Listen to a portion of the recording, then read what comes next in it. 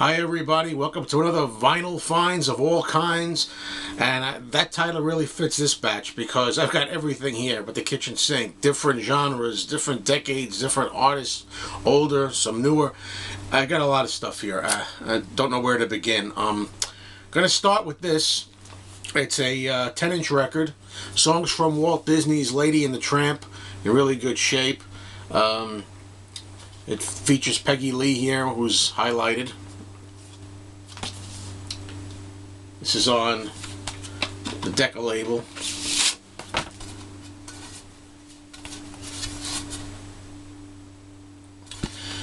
Now the next one, I really was happy to find this. This is a mono copy of Bob Dylan's Bringing It All Back Home from 1965. The reason why I really wanted to get this one was because it says here, contains Subterranean Homesick Blues, the hype sticker for the song, and it's in shrink. Some of the shrink is missing, but it's the original shrink from near 50 years ago, and the record is in beautiful shape. It's like brand new. I already had a copy of this Dylan album, and it's in pretty good shape too. So this one was purely for the hype sticker and to really get a nice piece there. So that's the reason I really got it. Okay, here's a newer song. I say newer. This is, after the 80s, let's say. This is a song by Pink that I like. It's called Let's Get This Party Started, or Just Get This Party Started. It's a 12-inch promo, DJ promo. It's got a Not For Sale on the bottom and white label. Different versions of the song, so that's a song I like. Okay, I found this Bing Crosby import. This is really a beautiful cover. I think I'll move over here a little, get in camera range. Really beautiful cover. This is from England. British import. On the Ace of Hearts label.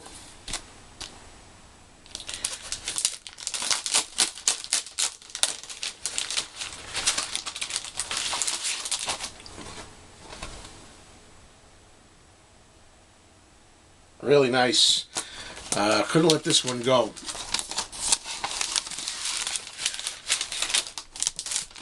Okay, next up, switching gears a little bit, got Johnny Cash. All Aboard the Blue Train with Johnny Cash. This is a Sun record, a nice shape, and apparently this is a compilation of different songs, from different records that have to do with the trains. It's a theme album with train songs by Cash.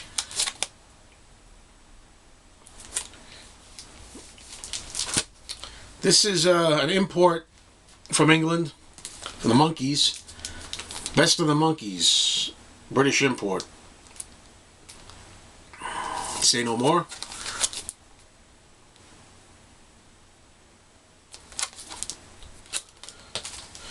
Okay, this is an album by, I hope I say her name right, Alannah Myles. I bought this because it was very cheap, and I always liked the song Black Velvet when it came out. So, don't know how the rest of the album is going to sound, but I took a chance for such a cheap price, and I love that song Black Velvet. So, this one was worth a perusal. Okay, I have 3 Elvis records here. Not much, not enough to make a video of his own.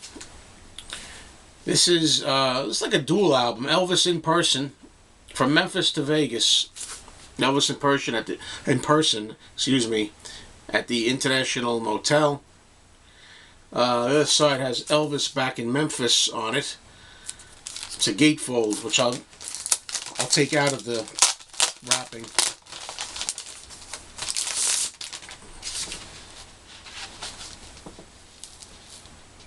It's like brand. It creaks like a new record almost, So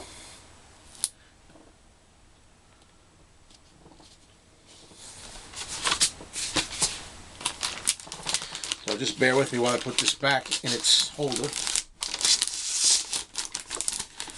I'm a fan of the resealable flaps. Okay, I just have to fix something here that's... Talks amongst yourselves while I show this album. This is Elvis Clambake. Okay, this is an original stereo version of Clambake. It's a movie that often gets knocked a lot because of its silly title, but it's better than some of the other movies of the 60s, I think. And just like the way Elvis is dressed here. It's in the shrink. It's got a price sticker on it. There's a little symbol here that says it has a full color photo inside of Elvis and Priscilla.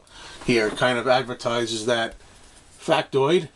But this is the thing, you know, when I got this at my record store, I looked inside, there was no photo here. Okay, fine. But then I was allowed to go into the back room where they have a lot of good albums. And there was another copy of Clambake there, in a similar condition to this.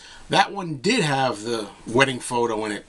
So I don't know why. I got to arrange something with the owner of the store and see if I can figure a way to, you know, get a hold of that photo from him. You know, if I got to pay for it separate or switch the albums with him, if he'll let me substitute one from the other, whatever. But I got to get the photo. Here's a sealed copy, never opened, of This Is Elvis, the movie from 1981. This is a record that double record, I think. Yep, 2-record set. It's never been opened. It's one that I needed. I was just waiting for the right condition, and you can't get better condition than this.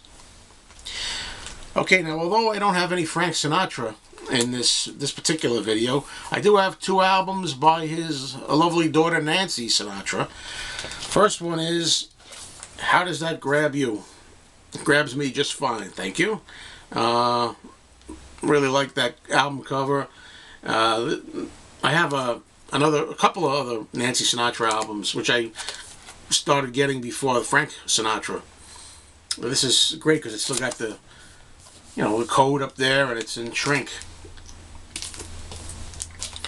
Here's one that I sampled a while ago now. Some of these records are from a while back, you know. But this is Nancy Sinatra, Country My Way, a country album. And I love the cover. That says a lot right there. It's worth it just for the cover. And I remember putting it on side 2. There's a song here called Lay Some Happiness on Me. And when I played that song, you know, sampled it, you know, through the store's turntable, I just really fell in love with that song alone. I said, I'm sold. So I got it. Now here's something very unusual. Does anybody out there remember the Marx Brothers comedy team? Some of you younger people may not remember it. Well, here's an album by Harpo Marx. What's it called? Harpo at Work. And this is in like minty condition. I kept the record out of the jacket because some of these older jackets really run the risk of splitting, you know, if you try to stuff a record in there. So some of them I'm going to have to keep outside the jacket. And this is on a Black Mercury label. This is something different for when you're in a lighter mood. You know, Harpo played the harp. That's why he called Harpo. He called himself Harpo. And it's nice. Nice background music, you know, to listen to. I played some of it already. And this is what bogs down a lot of videos, putting things back in the bag. So I'm trying to talk while I'm doing it. Alright. Leave that on the side. Here's a soundtrack album from a movie I really like. It's the Stallone movie First Blood. The first one from 1982, which I think is far and away the best, although I really think that Stallone actually pulled off a comeback when he made the movie, I think it's just called Rambo, the most recent one. I don't know if that was 2008 or 2009. He was 60-something years old, or I didn't think he could pull it, or did he just turn 60? I don't know. But he pulled it off, I thought. A little movie lesson there. Here's the very best of Cher. Never saw this album before, but I wonder what the front cover is, because is this the front, or is this? I guess this is the back. The back would have made a more interesting cover, but okay. I bought this album because it was cheap enough. It's in the shrink wrap. The B-52s, Wild Planet. It's got Private Idaho on here. I think I like the album. Is it called Cosmic Thing from '89? I think that's maybe my favorite album so far by the B-52s. Now we go back to the 1950s for a couple albums. We got Bobby V. Bobby V sings hits of the rockin' 50s. And he does all kinds of songs here. Do You Want to Dance, Lollipop, Little Star, Come Go With Me, Summertime Blues, Donna, Earth Angel, a lot of good songs on here. Lately I've been actually liking some of the songs by this artist, Bobby Rydell. This is All the Hits by Bobby Rydell. And I like even the cover, you know, of him hanging out there listening to some music on a phonograph with the record. So, okay, here's one in the shrink. It's a Lulu. Lulu sings To Sir With Love, which I took a chance on. This is on the Epic label.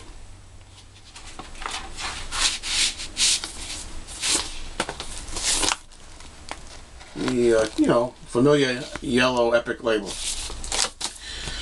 Shouldn't have taken that one out. This is another album that's probably going to be hard to get into this older jacket.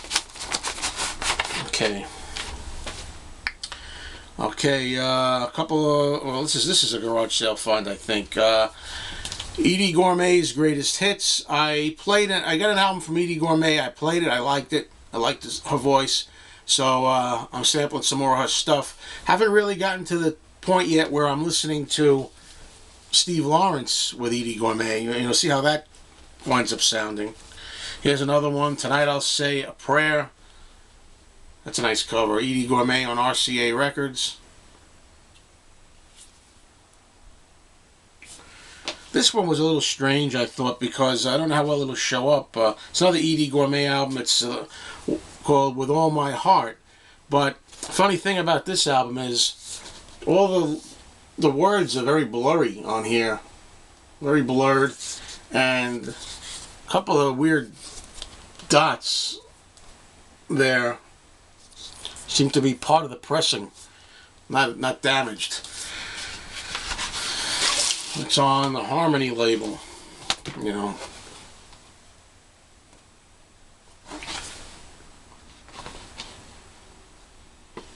Okay, next up, still trying some Peggy Lee. I haven't really decided where I stand on her yet. Giving it some listens. This is Peggy Lee sings with Benny Goodman.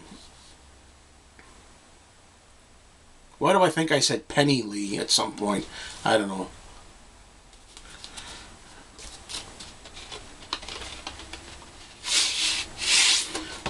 I like this Harmony label. Really old.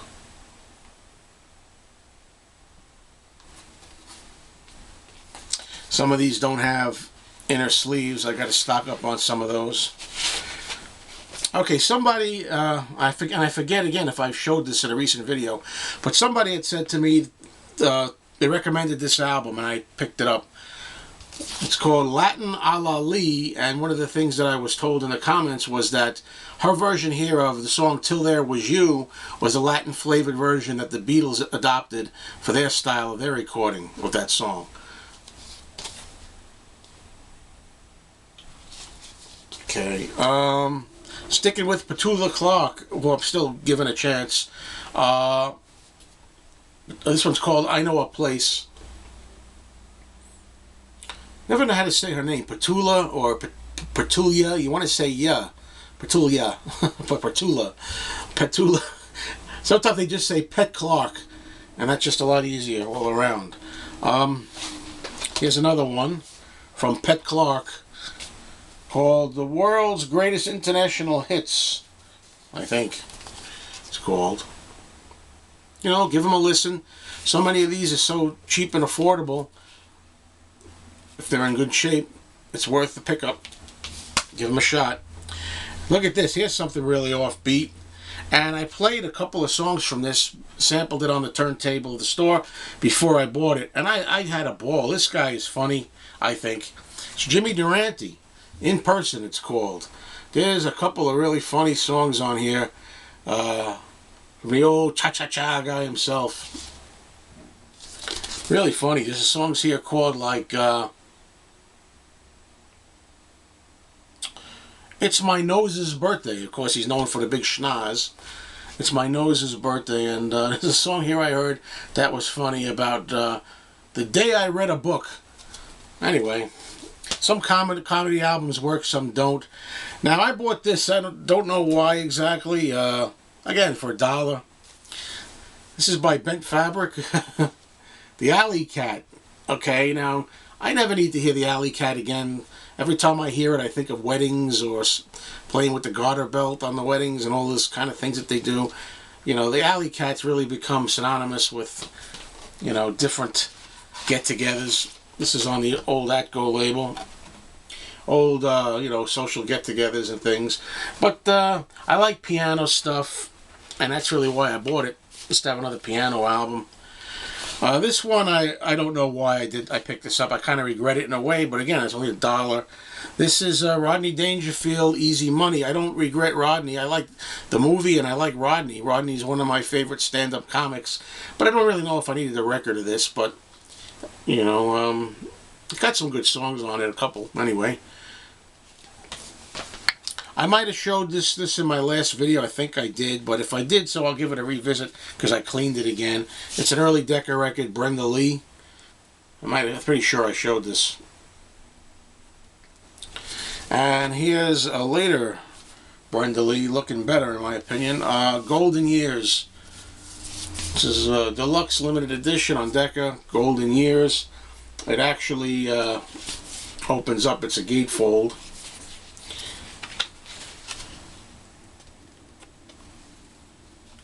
It's nice the way you have that framing there. Alright, I'm going to put my glasses on for this. This is nearing the end, but I got some interesting finds here for 45s. Look at this. This is a box called Bing. Bing Crosby. And I got this so cheap. The guy at my store is so great about the way he prices his stuff. There's a picture on there on the cover of him with his, I guess, golf club and stuff. And then you open it up, it's got a latch here.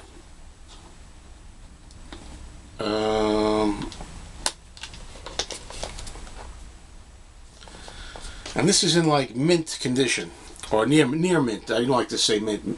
Near mint condition. But look what it is. First you get a book.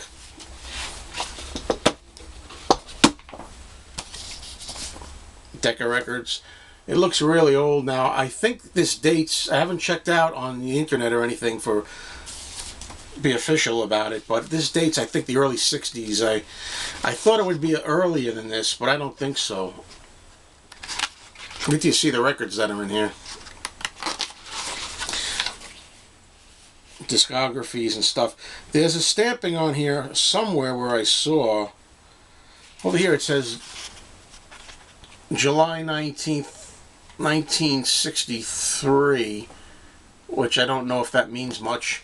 If that's the date of this, I'll look it up. Now the records, the condition of the records is really pretty amazing. Since I can reopen this, they all sit in here.